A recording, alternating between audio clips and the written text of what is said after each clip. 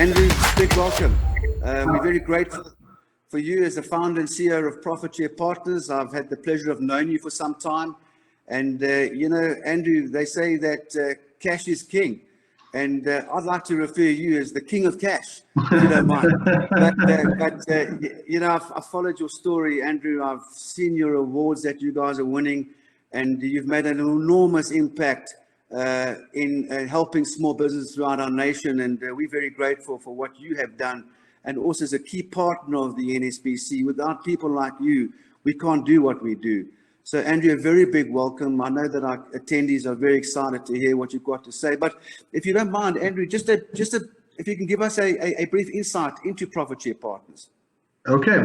Firstly, Mike, thank you very much, and thanks for the invite.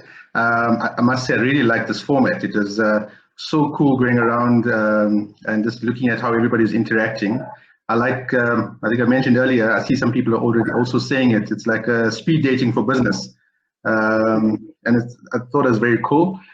So ProfitShare Partners, we started about 3 years ago. And we're a fintech business, which means we use technology to enable finance. And we found technology and a process to help small businesses to raise capital without the need for financials, security, or a track record. We found that there were so many businesses with great contracts. They were bankable contracts, but because they weren't in business for long enough, they didn't have the security, they didn't have the financials, they couldn't access traditional bank sort of funding. And so, if somebody didn't give those kind of businesses the leg up, I mean, how do you then start? How do you get the track record? And not everybody's got a rich uncle or rich family member, or some people believe in them. So we needed something to just get these businesses going and stimulated.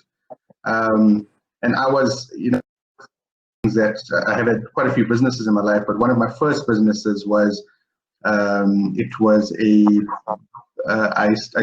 bought a petrol station, and the banks always say you put in R1, I put in R1, and I was 22 at the time, and I had the grand total of 5,000 rand, and that is I borrowed that from like a credit card loan, and I convinced the bank to lend me like 700,000 rand, and so still today I can't understand how, but I paid it back pretty quickly, and it just shows that there are great businesses out there, great people.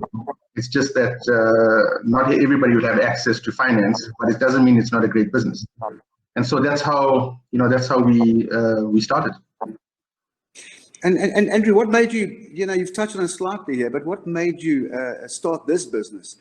Because of course it's a unique funding model, if I can use that word funding in a different format, but yeah. What made you start it, if I can ask you that? So I had a few businesses before, and one of the things I always saw was that like friends or people who came up to me, but we just need to do that. Even ourselves as a business, we had this great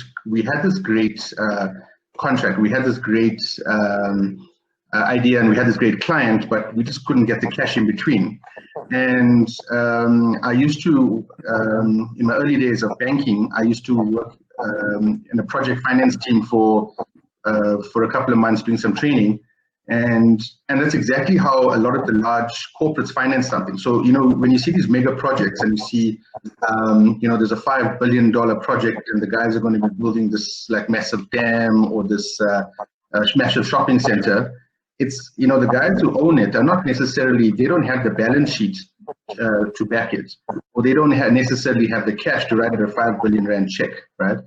But the idea around that is the bank will take a project view or a view on the transaction, making sure that there's good people in the transaction, and there's secure cash flows that will come out of it, and that's how they back it. And so, using the same kind of analogy or the same kind of principles, that's how we created this. And I remember sitting in church one day, and our pastor speaking on a message where he says, if you want to go start a business, go solve a problem. And I always stuck to it. And I said, what kind of problem can I solve? And when I went back to this, I thought, this is something that everybody could benefit from. One, it would help people, which was always something I want to do. I really want to help people get going, help them achieve their dreams and make money at the same time. So we found a problem to solve, and we didn't want to use the normal debt kind of scenario. So it's almost like us sitting around a table, and you say, Andrew, I've got this great contract. I'm going to make R1 million if I get this done. But you go to a bank, and the bank's it's R1 million profit theoretically if you can do the deal. If you can't raise the fund, that's the money. That's R1 million lost. So it's almost how we started off. It's almost our methodology is almost, okay, we'll help you, we'll give you the cash, but let's share some of the profit. We'll take 200 grand, you take 800 grand. And the idea is as you do more and more of these transactions, you actually become more bankable. And our model is to grow you to lose you.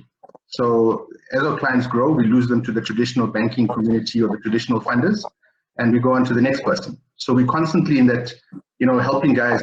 We almost like the ladder. You step on us, we help you grow, and then you move on. Great, Andrew. It's unusually amazing, and you filled a huge gap in the marketplace, and I know that you have funded many SMEs around South Africa, and well done to you. And if I can ask you, what is one of the biggest business lessons that you have learned on your business journey? I've learned millions of lessons, and I probably learn them more and new ones every day. I think some of the ones that stick out is, when I first started one of my first businesses, started with a group of mates. We just automatically dish out shares to everyone because we mates, like, everybody gets, there's two of us, everybody gets, or three of us, everybody gets a third, and it's a nice altruistic way to do it, but that's, people get disappointed at some stage. And so what I've learned is you can commit to those kind of things and say, okay, we can all earn a third, but you've got to, here's what you've got to achieve for the business. And once you achieve it, you can earn up the shares. And if you don't achieve it, obviously you're not going to get to that kind of level, which then protects the rest of the business and just makes sure that nobody feels hard done by, nobody feels there's a freeloader in the business. And if you haven't delivered, then you only got yourself to blame. I think one of the other things is, I've always had to, you always have to constantly prove yourself. So you can be successful in another business, but you want to start something new, you got to constantly prove yourself. And I think you always have to be, you can't always rely on what you've done in the past. You've got to be prepared, to start again and to prove yourself to the next person. Great, Andrew. Thank you for that. Yeah, Andrew, we all know that the pandemic has caused a lot of casualties amongst the SME sector throughout South Africa. And yeah, there are some who've prospered. And we do know, the global thought is that the biggest companies of the future have been born during the pandemic. Yeah. But on the other side is that, hitting a crisis, whether it's the pandemic or any other adversity, if you can give a piece of advice to small business out there of really how to hang in there and persevere during a trying time like this. So maybe let me start off with an analogy that I've heard, and which I think is so apt. When you see a tree growing in an area with very little wind or very little storms, the trunk of the tree doesn't become strong. And so suddenly, if there's a flash or a freak weather event, that tree will fall over. Whereas you get trees that grow in areas with lots of storms, very windy, the trunk of the tree becomes super solid. And that's exactly how we are in our business lives. If you look at South Africans, we've gone through so much. You just look at the last, our entire history. South Africans are such resilient people, and every time we get depressed and we look at something facing us and we think, this is horrible. But guess what? We all rise up and we weather through it and we get up the next day. The problem is, when we're in something, it's very hard to see. It's very hard to see the other side. And so I think with all of these, like things like the pandemic and so forth, we just got to look we just got to look past it and say, this is making me stronger in some way. And I know it maybe sounds cliche to say it, because especially if you're struggling at the moment or your business is suffering, and you just can't see the other side. But look at some of the past issues that you may have gone through in your business and how you've come through it. There's always going to be a tomorrow. The nice, not the nice part. The thing about this is the whole world is going through this, so you're not alone in this. I think one of the other advice I can give you is, and I know it may sound a bit silly, but this is probably the best time for SMEs to be in business. And it's probably one of the best times to start a business, because suddenly we've just, the world has just accepted that I can do business online. And South Africans have just accepted that I can do business online. So you don't need to save up money to build up the shop front, or you don't have to build up this warehouse. You can be sitting anywhere and say you want to sell, I don't know, you want to sell shoes. All you got to do is create a great shop front. You've got a web presence, or you've got payment systems that you can build onto your website, or an app so people can pay you that way. You've got a delivery service like UPS and FedEx and 1,000 different courier companies now that you can use, that can pick up from the actual manufacturer and deliver directly to your client. So the ability to start up a business now is so much more easier. Unfortunately, a lot of businesses have been lost, and they will never open again. But a lot of those businesses offered some kind of service to the market. That service is still needed. So there's a lot of opportunities for new businesses to come up now. It may not be that you need a 10,000 strong workforce to get something done. It could be lots of little businesses take up that the space of a bigger corporate that's gone out of business. So I think there's a lot of opportunities, and any time in the world where businesses grow and where there's opportunities for us smaller businesses is when there's havoc, when there's unpredictability, when everything's going super smoothly. I mean, there's no way you can get into certain markets. You can't get into certain clients. When there's unpredictability like this, and large corporates say, "Listen, I don't want to be in that space," or business close down. That's our opportunity to go in. So we've got to welcome it. I know it's painful, but this kind of crisis is giving us great opportunities as well. Absolutely, 100%. Rather be positive. We got two choices: curl up and die, or take the challenge and be positive and stay calm and try and learn new things and come out stronger. Andrew, we touched on Small Business Friday briefly and the importance of the small business sector. I know you're personally really passionate about the small business sector throughout the nation. What is your take on the importance of supporting small businesses? So I think everybody, you hear everybody saying it's, SMEs are the biggest growth drivers and stuff in it, and it's and we just hear that. I'm not sure if we really listen to it and actually hear what it's saying. You start a business, very soon, if you do your first or second deal, very soon you may just need one assistant, and then it gets to 2 people and 3 people, and very suddenly or very quickly you start ramping up your business. I mean, we started with 2 people in a room the size of a double garage, and within 3 years, we up to 12 people. Would have been a lot more, but we use technology to a large degree. And a lot of the businesses that we've helped, like small businesses that we've helped start up, I mean, they've reported to us, we've had over 1,500 jobs that the guys have created, just by helping them, get to the next thing. And the guys are not hiring like super scientists in it. They're just hiring everyday regular guys like you and me. Okay, I need somebody to help me with this, and I need somebody to help me with the books, and I need somebody to help me with sales. And you don't realize it. You're just adding 1 or 2 more people. Whereas large corporates, banks, and all of these guys will have to start shedding jobs, and it will continuously happen because of the digital era that we're in.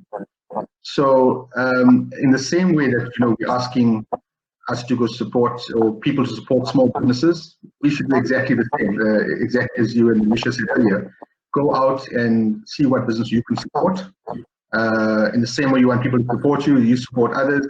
the things that you need in your business. Don't go and buy it from, I'm not knocking the big companies. I mean, they're great, but, why go buy it from Waltons? Go and look for somebody who's supplying stationery in the NSBC group.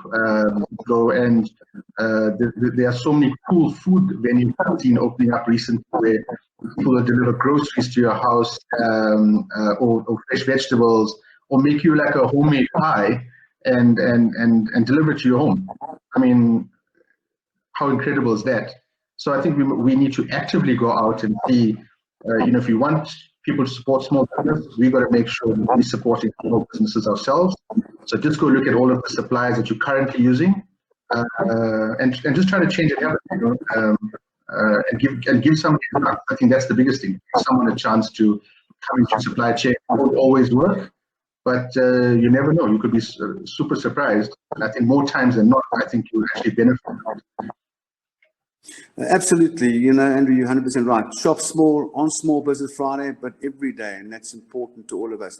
Andrew, this is an exciting point I have. It's been publicized everywhere. You have this 100 million rand initiative on the go. How can SMEs if you can tell us a little bit about the initiative, and how can SMEs out there get in touch and see if they can be part of that? Okay, so this is part of our Get SA working campaign. The idea behind it is just to get people to realize that there's other ways to fund something. One of them is, we're seeing so many retrenchments in the market at the moment. So some people are lucky enough to get some kind of retrenchment package, others not. And we want to stimulate people to start thinking, what kind of business can I start? What kind of problem can I solve? Imagine you at this large corporate or this business, and they've just retrenched half the staff. They still need the service somehow, right? But the other thing is, nobody understands the problems that corporates have better than the person working in it. So, for example, you can go back to your corporate and say, hey, listen, you were having this problem on, I don't know, the finance side. Maybe I can sell you my service to get in there. Or you guys are spending so much on, I don't know, printer cartridges.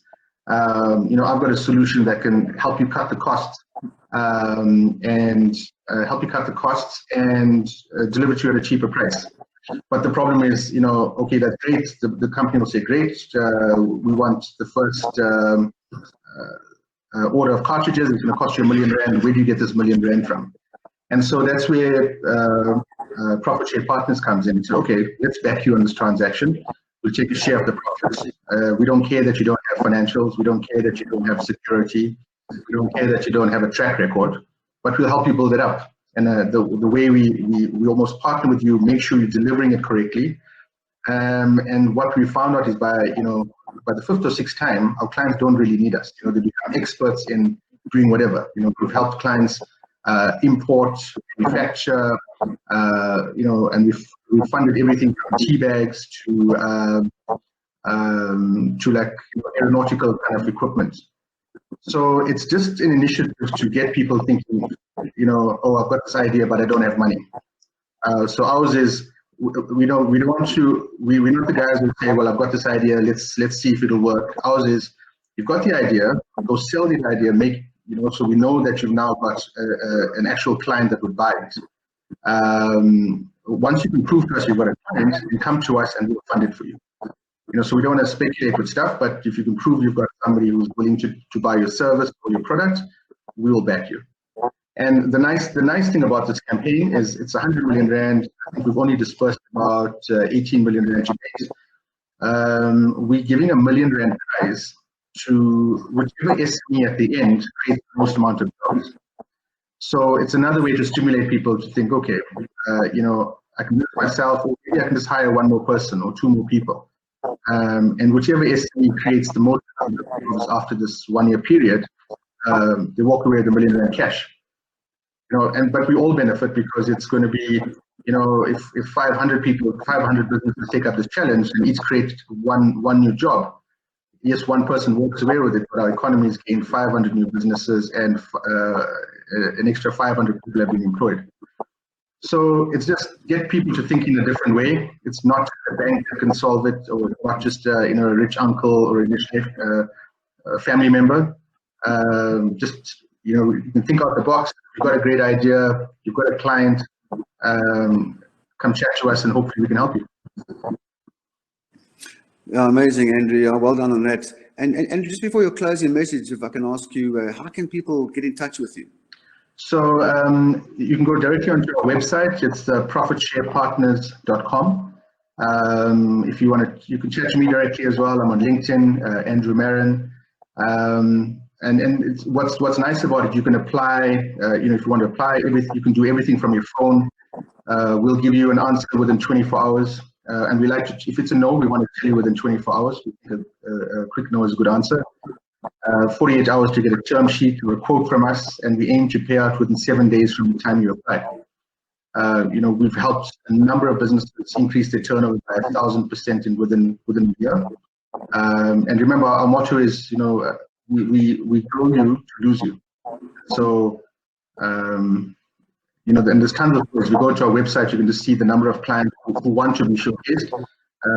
You can see how they've grown, kind of process. Andrew, thank you very much. And Andrew, I just want to say from behalf of the NSBC, of course, small business out there, we're very grateful for your insight and what you've achieved. It's an enormous story, and we're very proud of you. And if you don't mind giving your closing message to our attendees, and again, we'll chat soon, Andrew, and all the very best to you. Thank you, Mike. So I think, if you're looking to start a business, or you're in a business and you want to grow it, the best thing I've learned about is, go solve a problem. If you can solve a problem, create a solution to somebody else's problem, people would buy it. And even better, if you can find something that you're passionate about, you can always make money out of your passion. And what better thing to be than to live your passion and create a living out of it. I know things are really difficult at the moment. Just think of all the other difficult times you've had previously in your lives.